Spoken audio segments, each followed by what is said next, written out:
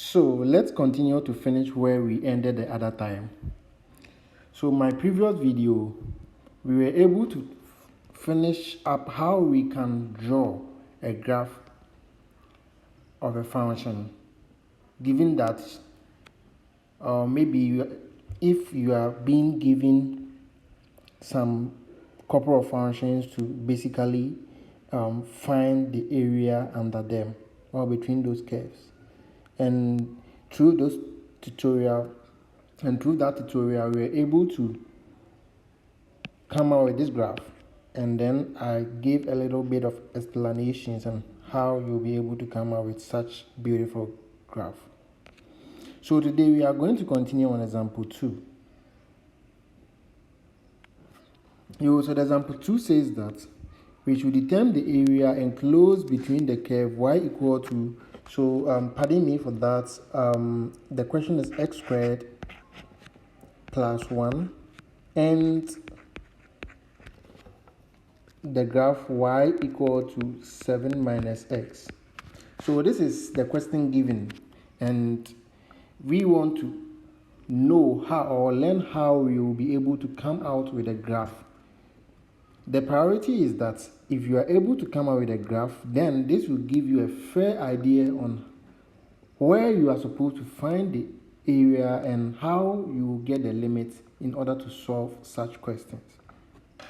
So let's proceed. Two graphs like this, and you are being asked to determine the area enclosed between them. This means that, or you should get some fair idea that since there is an area enclosed between it, that means that there will be a meeting point between such graphs. That's the first thing that you need to think of, because they are asking you to find the area enclosed between such curves, and therefore, if, for example, two graphs, if they are straight lines, or maybe they are straight lines and they don't meet, what will be the area enclosed by them? There will be no area enclosed by them because they don't meet, right? But if you have the two functions like this, one is quadratic and one is a straight line, and then we like it, means that there will be an area enclosed by these two functions, and then you can see that this is the area enclosed by these functions. So going ahead of the question that we want to solve, as I said, the first thing that needs to come in your mind is the meeting point of these two graphs. So what you need to do is to find the meeting point between these two graphs. This is the question, y equal to x squared plus 1 here. So to find the meeting point between two graphs, it means that if this one, assuming that this one is y1 and this one is also y2. So for this graph to meet at a point means that y1 should be equal to y2. Those will be their meeting point, and therefore we can say that our function x squared plus 1 is equal to 7 minus x. And then our problem is to actually solve for the values of x, so we can rearrange this equation to get plus x, and then when we send this one here, we can say we are getting also minus 6, which is equal to 0. We can solve this quadratic equation, and when you're able to solve it, you are going to get x minus 2, and then you're also going to get x plus 3, and all be equal to 0. Therefore, we can see that our x minus 2 equal to 0, or our x plus 3 is equal to what? 0. So we can come out to say that our x is equal to 2, or our x is equal to what? Negative 3. So having such meeting point, which is 2 and negative 3, what you can do is that now we have the meeting point for the x. You can put it back to the original equation to find their corresponding meeting point for the y, right? To find their corresponding meeting point for the y. But for now, let's see something. There are two ways that you can do that. And one way is to list a values between negative 3 to 2 based on this interval that we have calculated here, to put in or put it in the functions, and then when you put it in the function, you'll be able to get your values for the y. Your values for the y. Or you can do this thing. I'm going to show you how you'll be able to come out with such graph quickly. Taking y2 equal to 7 minus x, you can see this is a straight line. We can compare it as, this is more or less equivalent to y equal to mx plus c, right? So this is equivalent to y equal to mx plus c. It means that this line, actually the y2 that I've labeled here, it's actually a straight line. So if it's a straight line, we can say that, or if we do the rearrangement, y2 equal to negative x plus 7, we can see that our m equal to negative 1. Therefore, we can conclude that the slope of such function is negative 1. So based on that, we can see that since it's a straight line, there will be no turning point, right? Since it's a straight line, there will be no turning point. Or if you like, you can also decide to calculate for the turning point, and you can get the value itself, right? You can get the value itself. So what you can do is that at x equal to 0, so at x equal to 0, y2 equal to 7 minus 0, and then we are going to get y2 equal to what? 7, right? You are going to get y2 equal to 7. Therefore, the point that you are going to get, it's supposed to be 0 and what? 7. And this is because we calculated for the turning point. So let's calculate for the turning point. That's it. At the turning point, dy dx is equal to what? 0. So if dy dx is equal to 0, we can bring it same idea here. So finding the dy2 dx of this function, we are going to get dy2 dx to be equal to differentiation of a constant 7 is 0, and then differentiation of this one will give us negative 1, right? Negative 1 here. So this, it's more or less going to be a turning point, and then this is our gradient. As I said earlier on, this is our gradient for m equal to negative 1. So taking x equal to 0, y is 7. Taking x equal to 0, we can say that our y is what? 7. And therefore, we have our y value. We have our y value for it. So let's consider the second aspect, this one. The y1 equal to x squared plus 1. The y1 equal to x squared plus 1, you can see that this is a quadratic function. And if it is a quadratic function,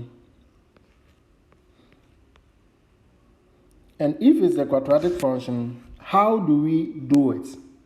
If a quadratic function, which is y equal to x squared plus 1.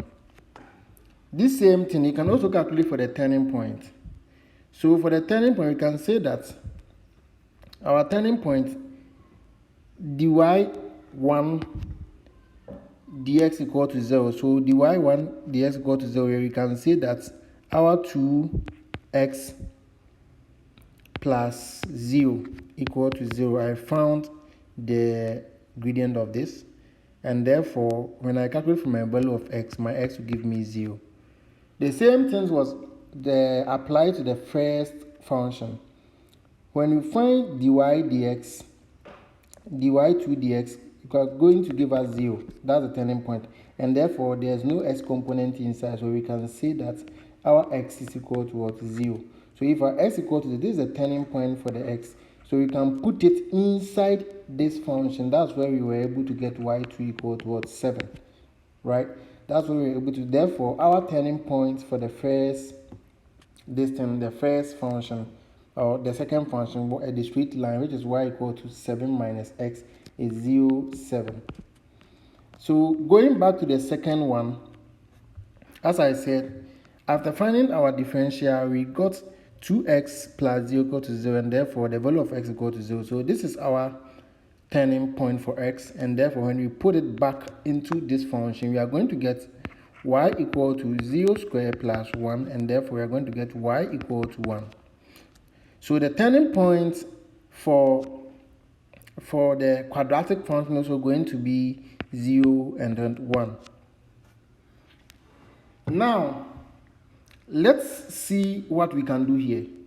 Remember that after we calculated for the meeting point of these functions, we got two values. We got x equal to 2 and then x equal to negative 3.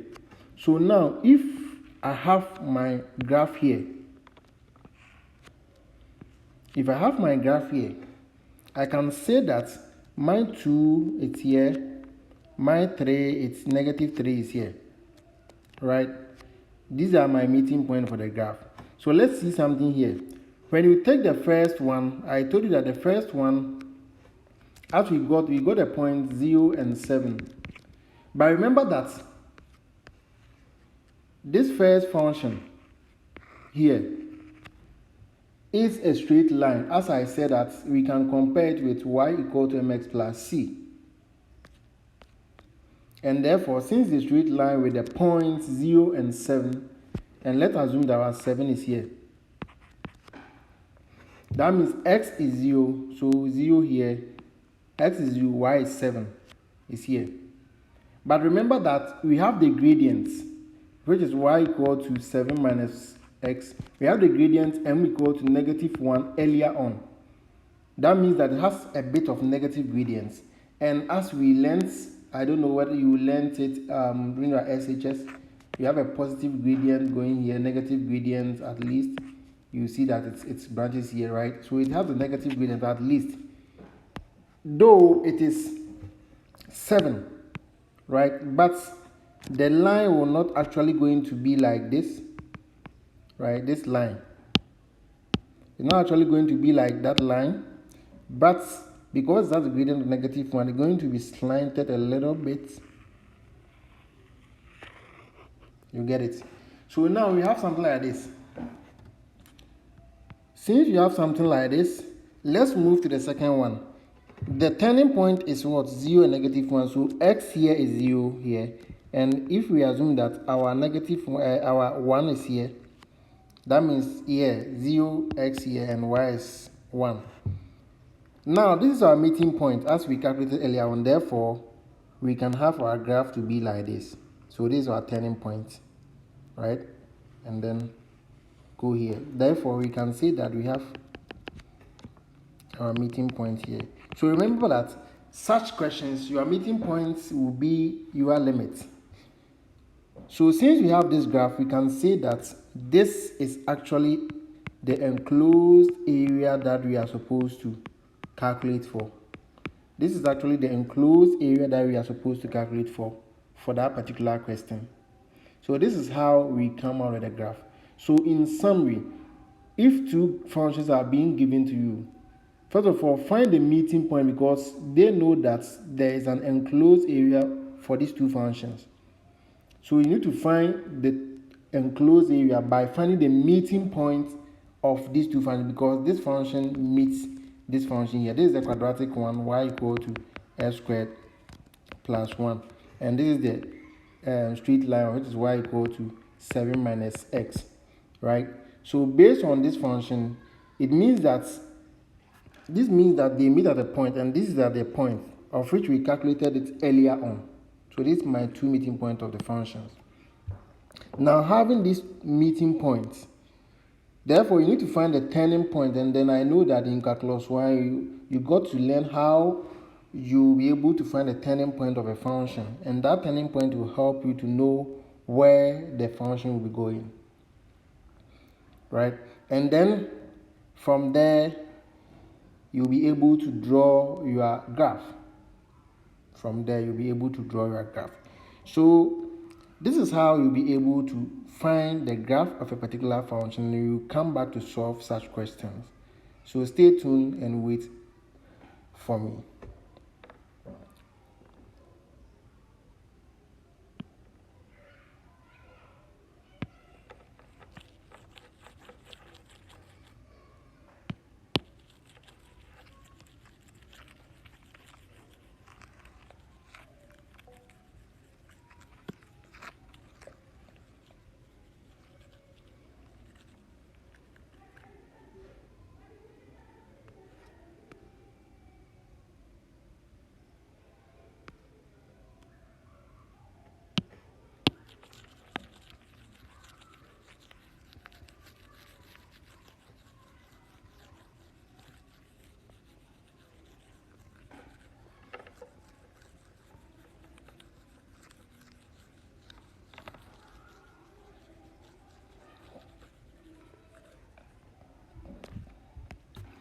This is the next question.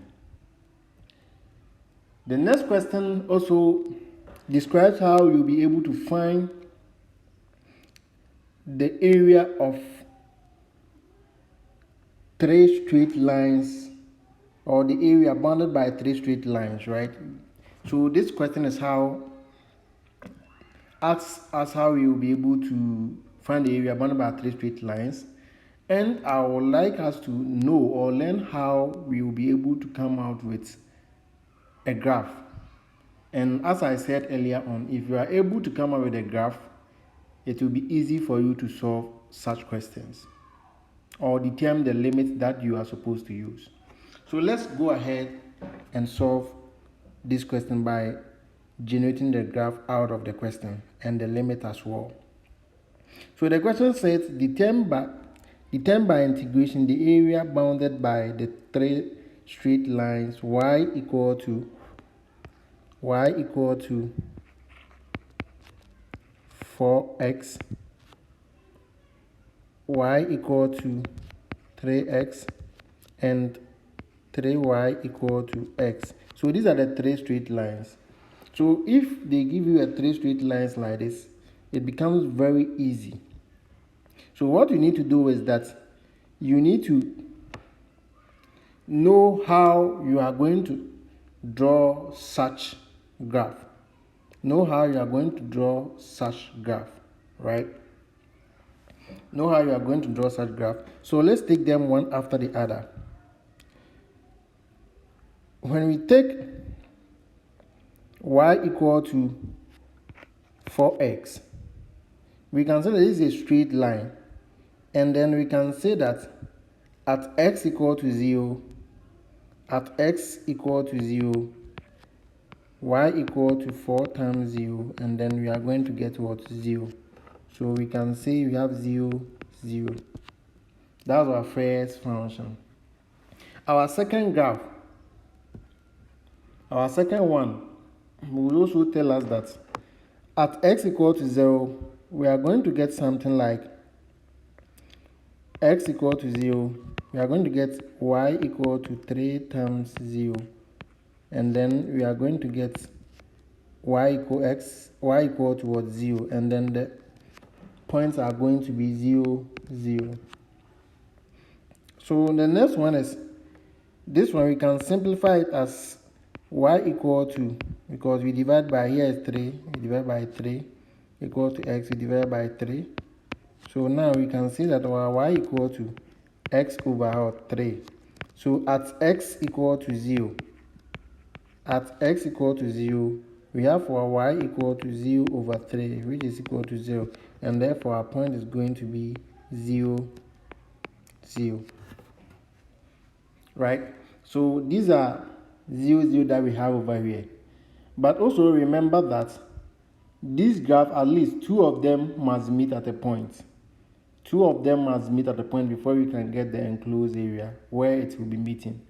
So at the meeting point, we can say that this graph, let's assume that here is y1, y2, and y3, of which we simplified it here. So y1 can also meet with equal to y2, because two graphs will meet and the other two also will meet. Therefore, we can say that 4x should be equal to 3x at that meeting point. And therefore, we can see that at that point, when we bring x forward, we can say 4x minus 3x equal to 0. And therefore, we can say that x equal to 0. That's a meeting point, for one meeting point for this graph, y1 and y2. For y1 and y3, we can also get 4x equal to x over 3. And therefore, we can say that for 3, 12x equal to x. And then 4x equal to x, when you bring it, we can get 11x equal to 0. You get it? And then the last one, we can say, okay, our y2 equal to what? Our y3. And then the y3 is x over 3. So the y2 is 3x. Therefore, we can say 9x equal to x, and we can say 8x equal to 0, and then x equal to 0 as well, which is equal to x. So you can see the meeting point for the first one, we are going to get 0, 0, 0, 0, 0 from here. But remember that we also did something here, which is at x equal to 0, y is equal to 0, at x2 equal to 0, y equal to 0 as well. That's how we did, and we were able to also come out with such values. It would come out such values. So now, this is the graph that we have. This is the graph that we have over here. So what can we do over here? We can say that we have an idea that slope is equal to rise over what? Run. So the first function, which is y equal to 4x, because here, remember, here is 0, x 0, y 0. So all the graphs will be starting from the point, the origin, right? All the graphs will be starting from the origin. So what we need to do is that when we consider the graph 1, it has a slope of 4. That is comparing to y equal to mx plus c. M equal to 4, that means it has a rise of 4. So if it has a rise of 4, and then we have maybe 4 here, and we have 4 here, what will be the graph of that? What will be the graph of that? Oh, let me check something. It seems I left. Oh, it's 4 minus x.